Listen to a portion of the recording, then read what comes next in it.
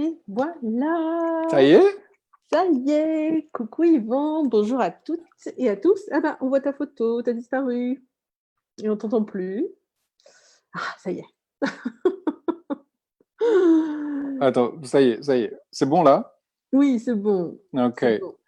Oh, la technique! Hein? Ça va se mettre à l'heure. Hein? Mm. Salut à tous! Yes. Donc Salut oui, Tecla! on est en direct dans le groupe. Bonjour, bonjour Yvan. Alors, qu'est-ce Alors, que tu dis-moi, dis-moi. dis-moi, hier ou il y a quelques jours, tu m'as renvoyé une invitation pour l'appel que tu vas faire, toi, pendant 3 soirs au sujet, alors je ne sais pas si c'est exactement ça, mais au moins du couple. Et ça m'a fait tilt parce que moi, j'ai été interpellée ces derniers jours par une personne qui me demandait, OK, est-ce que c'est à cause d'Access que ma copine m'a quittée? Une autre personne qui me disait, ouais, quand j'ai démarré avec Access, je me suis demandé si ça allait pas faire créer des choses pas chouettes dans mon couple. Voilà, du coup, voilà, qu'est-ce que toi, ça réveille chez toi? Qu'est-ce que ça crée Access pour les couples, en fait? Et on t'entend plus, t'es muté. Ok, maintenant c'est bon? Oui. Ok. Ah, ça me rappelle Gary qui adore la technique. Euh, C'était quoi déjà la question? Oui, ben je ne me souviens plus de ta question précisément, mais j'ai saisi le sens en gros. Mmh. Ça dépend de ce que tu fais. Et si tu veux, le truc, c'est que quand tu choisis d'avoir plus de conscience, tu peux plus vraiment te cacher dans le couple, tu vois. Et tout ce que ça amène poke and pod, parce que ce que moi je vois de la plupart des situations que je trouve, des gens que je connais ou que je connais pas et que j'observe, et ça fait longtemps que j'observe ça parce que quand j'ai, enfin peu importe, euh, c'est que la plupart des gens construisent, disons, la manière de faire dans cette réalité, en fait, et le mariage en est l'exemple pur, en est en tout cas le symbole, c'est que les gens qui construisent un couple, ils construisent un couple pour s'évader d'une certaine manière de ce qu'ils doivent affronter dans la réalité. Et dans Access, la première chose qu'on choisit de faire, c'est de voir les choses telles qu'elles sont et non pas telles qu'on voudrait qu'elles soient. Et le couple, en soi, c'est vraiment comme un résumé d'un univers dans lequel on fait en fait tout pour voir les choses telles qu'on les veut et non pas telles qu'elles sont. Tu vois ce que je veux dire? On attend de l'autre, etc., etc., etc. Donc, est-ce que être access, est-ce que utiliser, faire access, ça détruit ton couple? Non. Au contraire, ça peut le construire. Ça peut le construire si tu choisis d'avoir plus de conscience et de t'engager dans ta vie à ce niveau-là. Et donc, parce que tu peux plus t'enfuir quand tu pratiques Access. Mmh. Ça te parle? Ouais. Hem, j'ai l'impression que peut-être qu'il y a une confusion parce que, quand Gary, il parle de l'amour, Ouais. et notamment même dans une classe de bar, par exemple, quand on évoque la gratitude, Mhm.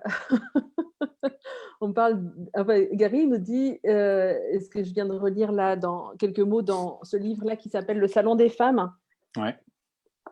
hem et du coup, il oppose l'amour et le jugement et donc comme des polarités et du coup, il nous enfin voilà ce que Non, j'entends. il oppose l'amour et la gratitude. Le jugement et la gratitude. En fait, l'amour et le jugement et la gratitude, là, il y a pas de la place pour le jugement. C'est On ça. ouais. J'ai eu une conversation avec mon fils il y a 2, 3 jours, qui a 12 ans, et qui essayait de, me, de se justifier vis-à-vis de moi pour me prouver qu'il était bien et que c'était pas un con et que malgré ce qui apparaît, en fait, il n'est pas comme ce qui apparaît, qu'en fait, il est mieux que ce qui apparaît. Et je lui dis, est-ce que tu... comment j'ai commencé? Je lui dis, est-ce que Ok, j'ai demandé, est-ce que tu me juges, toi? Et il me répond, bah non. Je lui dis, pourquoi? Il me dit, parce que je t'aime. Je lui dis, non, parce que tu as de la gratitude pour moi. Parce que tu me reconnais, parce que tu reconnais ce que je suis et ce que je fais pour toi. Il me dit, ah ouais, c'est vrai. Et je lui dis, ok, mais disons qu'on appelle ça tu m'aimes, ok? On va appeler ça l'amour, comme tout le monde. Sauf qu'on va reconnaître que, en fait, c'est pas l'amour tel que tu l'as défini et que tu essaies de le définir et que tu n'arrives jamais, avec tous les jugements dont tu as besoin pour dire lui je l'aime parce que et elle je l'aime parce que ou pas. Appelons à mort. Est-ce que moi je t'aime à ton avis? Bah oui, évidemment que tu m'aimes. Alors pourquoi est-ce que je te jugerais si je t'aime? On dit ah bah ouais ok. Et donc il a arrêté d'avoir besoin de se justifier auprès de moi. Puis après on a eu une conversation sur ce que c'est l'amour pour lui. Il était bien incapable de répondre. Mais quand en avançant dans les questions et dans son expérience de ce que c'est qu'aimer quelqu'un, on est arrivé en fait à cet endroit où c'était inconditionnel. C'est qu'il n'y avait pas de je t'aime parce que. C'était simplement qu'il avait cette reconnaissance de l'autre pour ce qu'il est et cette gratitude de lui dire merci d'être ça pour moi aussi. Donc, la plupart des couples sont fondés sur ce que l'amour a défini pour eux à travers les jugements qu'ils ont. Mais bon, ça c'est un sujet qu'on connaît, dont on parle dans Fondation, etc. Il y a beaucoup d'autres manières d'approcher ça. Moi, ce qui m'intéresse, c'est d'utiliser la relation intime, que ce soit en couple ou pas d'ailleurs. Mais ce moment où on se met à nu avec l'autre à tous les niveaux, pour justement être à nu avec soi aussi. Parce que ce que j'ai découvert, c'est que comment ça se passe pour moi quand tout va bien dans une journée? Comment ça se passe quand une journée est magique, quand tout se passe comme par magie? C'est des moments où je suis nu, c'est des moments où je ne suis pas en train de raconter ou de me raconter ou de vouloir que les choses soient différentes de ce qu'elles sont. Ça a du sens ce que je dis là ou pas? Oui, oui, oui. Tu vois, hier dans l'avion, je vais revenir vers toi. Hier dans l'avion, il y a une gamine qui avait 10 ans à peu près, à la descente, qui supportait pas la pression dans les oreilles et qui s'est mise à hurler, mais comme j'avais jamais entendu. Et là, tout le monde a commencé à paniquer parce qu'on savait pas quoi faire pour elle. Elle hurlait, c'était l'enfer pour elle. Elle devenait complètement hystérique, c'était une crise de douleur. Elle avait l'impression de mourir et c'était un moment où on était censé rester assis. Je me suis dit merde, je peux pas me lever, etc. Puis en fait, je me suis levé, je suis allé, il y avait une assistante avec elle, etc. Je suis allé la voir, elle était avec son père, j'ai demandé à son père, est-ce que je peux mettre... Elle me dit, ah, vous êtes médecin? Je lui dis, non, je suis pas médecin, mais je peux faire quelque chose pour elle, je peux mettre ma main il faudrait que je mette mes mains sur ses oreilles. Et donc, le père demande à la fille lui fait, non, non, non, non, non, non, la fille fait, non, non, non, il dit, vous voulez pas que je mette mes mains sur ses oreilles? Donc, je dis au père de mettre ses mains à lui sur les oreilles de sa fille, je mets ma main sur sa main, sur la main du père et une main dans son dos, et la fille s'est arrêtée tout de suite. On est resté comme ça 5 minutes, la fille s'est arrêtée tout de suite. Donc, évidemment, tout le monde a prévenu, bon, qu'est-ce qui s'est passé, que vous avez fait, etc. Et ce qui est intéressant là, c'est que quand le père est venu me voir après à l'aéroport, il me dit, mais qu'est-ce que vous avez invoqué? Quelles sont les incantations que vous avez faites? J'espère que vous défendez le bien. Hein, vous défendez le bien. Hein. Il commençait à me fraude patrouiller, tu sais, commençait à me mettre en tort, etc. Alors qu'est-ce que j'ai fait en fait à ce moment-là? J'ai simplement été, donc au niveau énergétique, j'ai donné de l'espace à l'amour qu'avait son père pour elle. Ça veut dire quoi? Ça veut dire qu'en fait, moi, je me suis permis d'être cet amour-là, comme on dirait. Pour eux, ça s'appellerait amour. Si au gars, je lui avais dit, oh non, j'ai juste fait de l'amour, il m'aurait pris pour un saint. Mais je lui ai dit, non, j'ai rien fait, donc il a douté de moi, il est parti en disant, ce gars-là, il est bizarre. Ce qui s'est passé en fait, c'est qu'à ce moment-là, j'ai eu la reconnaissance des trois, du père, de la fille et de moi, dans ce même espace ici. C'est-à-dire qu'à ce moment-là, j'étais en intimité avec eux. J'étais totalement nu, j'étais totalement présent, et eux sont devenus totalement nus et totalement présents. À ce moment-là, en vérité, ce qui s'est passé, c'est qu'entre ces deux inconnus, dont une enfant de 10 ans, et moi, on a été dans la plus grande intimité qui soit. On a été dans ce que le couple choisit d'être pour créer davantage et pour être dans le non-jugement. Et ça, c'est grâce à Access. Et ça, c'est grâce à Gary. Et ça, c'est grâce à tout ce que Gary et les autres nous ont permis de découvrir de ce qu'on est en vérité. Donc Access ne détruit pas le couple. Access te donne accès à cet endroit, à cet espace dans lequel tu es sans jugement et tu es dans la gratitude, que ce soit avec un inconnu ou avec un intime. Et c'est ça que les gens appellent l'amour. Si tu leur dis l'amour, il ne faut pas leur parler Access, en fait. Il ne faut pas leur dire, ouais, alors énergie, espace, machin. Non, ils ne comprennent rien, ils te prennent pour un fou. Ils s'en vont en courant. Mais si tu leur dis simplement, j'ai juste donné de l'amour, alors là, tout se résout pour eux parce que ça signifie quelque chose pour eux. L'erreur qu'on fait, nous, praticiens d'Access, quoi, c'est lorsque l'on s'en remet aux définitions de ce monde sur l'amour, sur le couple, sur la relation, sur l'intimité.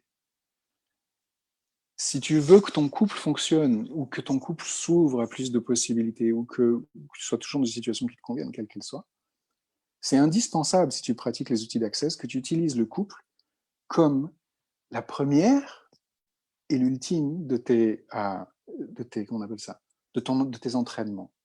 Le premier terrain est le plus créatif dans lequel tu mets en pratique les outils. Si tu ne mets pas les outils en pratique avec ton couple, dans la réalité, ça va être plus difficile. Si tu les mets en pratique avec ton couple, dans la réalité, ça va se faire tout seul. Comme avec la famille. Si tu résous quelque chose avec ta mère, dans une conversation, tu te rendras compte qu'après, dans la réalité, dans le monde, ce problème-là n'apparaîtra plus.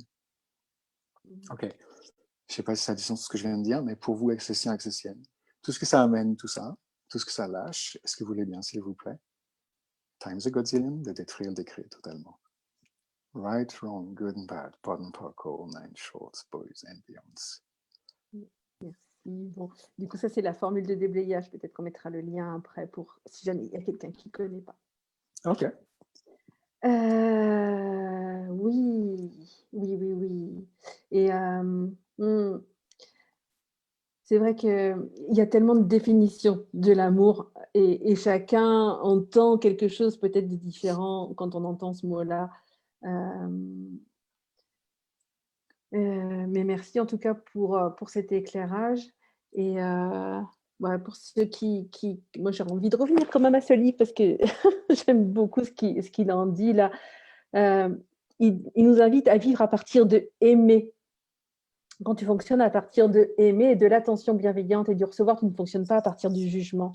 Et c'est un petit peu, voilà, c'est être dans ce verbe, en fait, dans l'action d'aimer, plutôt que dans la définition.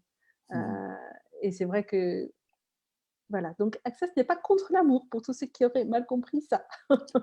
Bien sûr que non, ni contre le couple, parce que l'idée du couple dans Access, c'est quoi? C'est de pouvoir créer 200 fois plus si tu crées avec, disons, avec quelqu'un. Ça ne veut pas dire que tu crées ensemble. L'idée aussi qu'on a du couple, c'est que voilà, puisqu'on se met ensemble, on va créer ensemble. Non, là on est plein, on est de nouveau dans l'attente du résultat, dans la projection et dans le jugement de ce qui peut et ne peut pas être, ne doit et ne doit pas être. Ça ne marche pas comme ça. Le couple, il va fonctionner si chacun, de son côté, crée 200 fois plus en étant ensemble. Pas juste 2 fois plus, beaucoup plus que ça. Ça veut dire qu'il faut faire des choses ensemble. Ça veut dire qu'en étant ensemble, donc ce que tu dis, le fait d'aimer, là, ensemble, on va chacun créer beaucoup plus. Et une nouvelle fois, si ton couple ne fonctionne pas et que tu pratiques les outils d'Access, c'est que tu ne pratiques pas les outils d'Access. C'est que tu les as dans une idée de ce que tu devrais faire, de ce que tu devrais être. Et partout où tu as l'idée de ce que tu devrais être, tu t'empêches d'être, tu t'empêches de recevoir.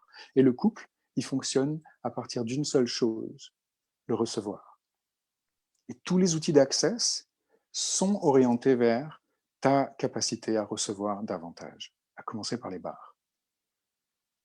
Le couple se construit et vit à partir de ton recevoir, de l'autre et de toi et de l'autre. Et pareil pour l'autre. Donc c'est, en fait, si tu veux, on pourrait même dire, en extrapolant, que le couple, c'est en fait l'absolu d'accès. C'est l'ultime pratique d'accès. C'est pas contre, au contraire, c'est au contraire, tout est inclus pour qu'un couple existe et qu'il soit créatif. il inclut tout ce qu'on acquiert et qu'on découvre de soi et de ses capacités à travers Access.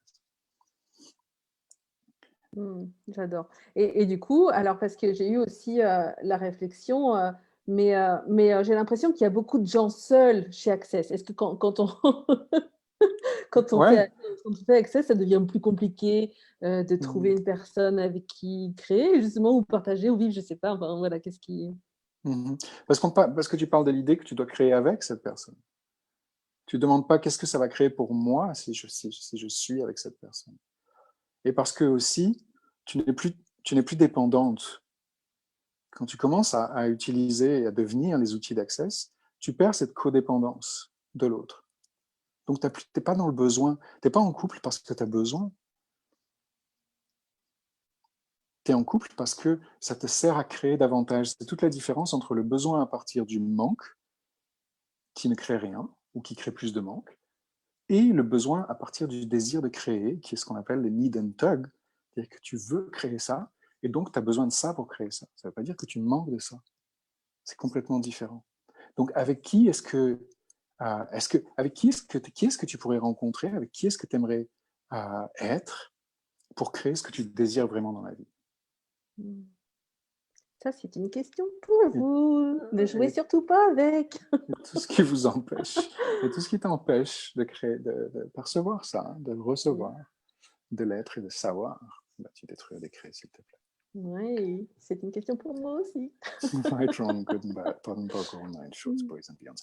Et c'est comme dans toute forme de création, comme vous le savez, tu ne sais pas à quoi ça va ressembler. Mm. Tu ne peux pas savoir. Et ça change tout le temps. C'est-à-dire que si tu ne reconnais pas ta capacité à créer un couple, tu ne vas pas non plus avoir la capacité à le changer.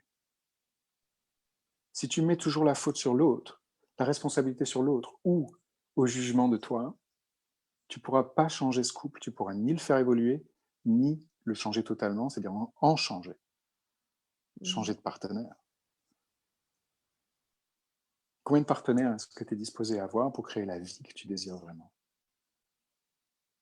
Et Et la vie, si tu, c'est possible. et oui, et si Et tu si tu. étais avec l'autre, rien que pour ça, rien que pour ce plaisir, si tu te permettais de partager avec l'autre toute ton intimité, tout le plaisir et la sexualness et l'énergie sexuelle de la création, comme celle dans l'avion que je vous racontais tout à l'heure avec cette petite fille et son papa, l'énergie qui a calmé et qui a pacifié ça à l'instant et qui a perduré ensuite jusqu'au bout, c'est l'énergie qu'on échange dans un couple en intimité. C'est la même. Ça fait beaucoup de points, tout ça. Waouh. Bon, ça réveille Oui, des questions chez les gens, mais. c'est ce qu'on va faire. On va travailler là-dessus. Enfin, on va créer avec ça, on va jouer avec ça dès demain aussi. Ça sera encore plus dans la personnalité, c'est-à-dire dans ce que chacun apportera à la classe, de ce que chacun est et comment vraiment aller jouer en utilisant tout ce qu'on est et qu'on n'a pas encore, à quoi on n'a pas encore accédé, parce que tout ce qu'on vient de dire là, pour vraiment, vraiment, vraiment devenir créatif avec ça et se libérer avec ce qu'on est et non pas avec ce qu'on souhaite être. Et à partir de là, tout devient possible. Donc ouais, si ça vous intéresse ça, c'est dès demain, c'est en ligne et c'est pendant 3 soirs. Et vous avez ça sur ma page Facebook. C'est un nom un peu bizarre, ça s'appelle Avoir son mec et le garder. L'idée, en fait, c'est tout ce qu'on vient d'évoquer aussi et bien plus encore. Yes, merci Yvan, merci pour ça. Et je dois reconnaître que c'est un sujet auquel j'ai envie de m'ouvrir et d'inviter encore plus. Alors moi, je le fais sur un groupe qui s'appelle Extase, Corps et Plaisir, le luxe de la conscience. Oh. Quelles sont les possibilités? Merci en tout cas d'avoir... Merci. Ben oui, mais merci à toi. Cette proposition est ravissante. J'ai sauté sur l'occasion. Il y a un truc que j'aimerais vous dire quand même. C'est que je ne sais pas si vous remarquez, parce que des fois, quand on est dans Access, comme on dit, on n'en sort plus trop. On fait les classes, on va aux classes, on n'a plus tellement vraiment d'intimité avec les gens qui sont en dehors de ça, qui n'ont pas cette conscience. Mais ça vous arrive quand même régulièrement de reconnaître à quel point le monde autour de nous est à ce point loin, loin, loin d'avoir la moindre conscience sur tout ce qui nous intéresse et nous rend curieux et curieuses. Et ce que je vous invite ici à reconnaître, c'est à quel point on est proches les uns des autres, à quel point c'est un cadeau et un privilège extraordinaire de pouvoir échanger sur ces sujets, sans se tourner le dos, sans partir en criant au loup, au diable, etc. C'est phénoménal. Ce que Gary a permis, et ce de quoi on jouit maintenant, d'être ensemble comme ça, d'être si proches sans vraiment le reconnaître, parce qu'on passe notre temps quand même à se comparer, à se juger, etc. malgré tout, jusqu'au jour où on arrête. Mais c'est cette intimité qu'on a les uns avec les autres dans Access. C'est phénoménal. C'est un cadeau phénoménal de pouvoir échanger, de se recevoir les uns les autres. Qu'est-ce qu'on peut créer ensemble à partir de là? Et jusqu'où est-ce qu'on va reconnaître cette vulnérabilité qu'on est, d'enfin recevoir tout de soi et de l'autre pour créer encore davantage, pour vraiment arrêter cette guerre sans cesse mentale et de projection et d'attente, etc. Qu'est-ce qu'il nous faudrait pour que vraiment on reconnaisse ce miracle sur Terre qu'on est ensemble et que c'est grâce à nous, en partie, et grâce à chacun de toi, à chacun de vous, que cette Terre est encore là et sera encore là dans 12 ans. Plus on va reconnaître à quel point on est ensemble dans cette paix, dans cet amour, tu pourrais, par rapport à ce que disait Tekla tout à l'heure, dans cette reconnaissance-là, dans cette gratitude, et arrêter de se séparer, de se tourner le dos, plus on va vraiment, vraiment changer le monde. Et on est déjà en train de le faire, bien sûr.